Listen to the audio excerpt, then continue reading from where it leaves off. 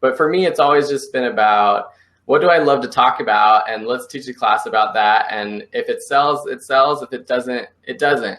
And so I really recommend that new instructors kind of take that route of just, if it's your very first course, pick something that you love to talk about. Pick something that you read blogs about or you talk to your friends about, and have fun with it, because the entire process of creating your first course it's a big process, and you'll have to learn a lot. You're going to have to learn how Udemy works.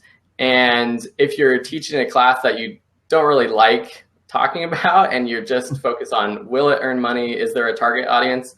I think you'll be disappointed when your first course doesn't turn out that good, which your first course probably isn't going to turn out that good. Right.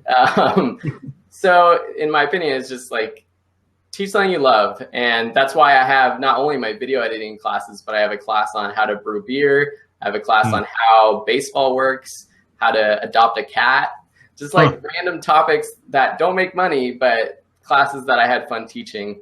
And then now, like when I am creating my new classes, I do pay more attention to, where are the students buying my courses? And I see that one of my most popular courses is this big photography course that I taught recently. And so I got another friend to co-teach the class with me on how to do wedding photography.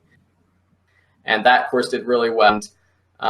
So picking like a big topic like photography, and then kind of branching out into specific topics like wedding photography or photo editing, and trying to cross promote those courses.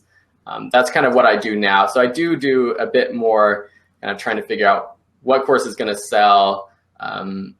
Obviously, I'm working full time now, so I kind of have to make money from this now. So that's more important than it was before, when I had a full-time job, just doing it for fun, really. Yeah, and so do you find your market telling you what kinds of courses they want, or kind of do you get any clues or hints from your existing students as to what they might want? That's a great question. I actually recently, like a few months ago, I posted a question on all of my popular courses I said, here are a bunch of topics I can teach classes in. Do any of them relate, or do any of them interest you? Or are there other topics that you might be interested in? And I got a lot of feedback. So for me, it was really good to actually just ask my students, what are you interested in? What do you need help with? And I got good responses. So that's why I did the wedding photography class, and why I did a DSLR video course. So getting that feedback has been great. Another way that I get feedback is when someone subscribes to my email list on my website, I'll send a follow-up, like automatic response a day or two later that asks the person, what can I help you with? What are you looking for from my website? And that gives me a lot of ideas for blog articles to write, but also courses that I can teach. That's awesome. So you are surveying your market, and they're telling you what they want to see. Do you happen to have any courses on how to make money with photography?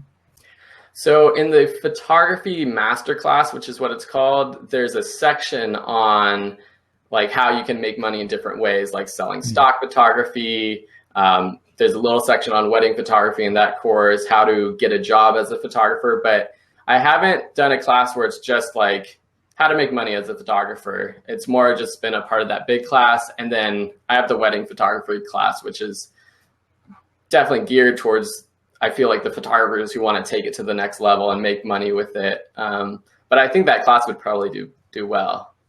Yeah, I mean, it seems like the make money topics are kind of popular. Really depends on the topic. I think if you hit a nerve, like everyone has a camera, everyone has an iPhone or an Android phone. So even a good course on, cell phone photography or smartphone photography would be interesting. So